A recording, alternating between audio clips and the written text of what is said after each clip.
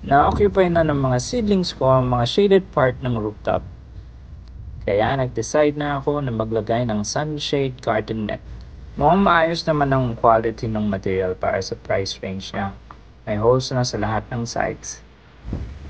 Dito, nagpatulong na ako sa panganay kong anak dahil mahirap ikapit mag-isa ang ganito kalaking size.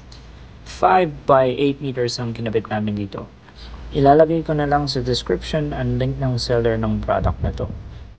May kasama ng 10 meters na manipis na tali. Pero bumili na lang ako ng dalawang makapal na tali para mas matibay. Tapos, ginamitan ko ng zip tie yung mga corners. Pero pwede naman siguro wala ng zip tie, basta i-loop mo na lang sa putas yung tali. Ayan, we're making progress. Thank you, kuya. Taking tulong talaga ni kuya sa pagkapit nito. Kaso, kidlat naman ng kidlat. So, ayun. Sinigil na muna namin yung pagkabit. 2 days later, tsaka ako na lang tinuloy. Konti na lang naman to eh. Higpitan na lang yung dalawang magkabilang sides. Tapos, pwede ko nang hilahin yung middle part para wala na masyadong nakalawlaw.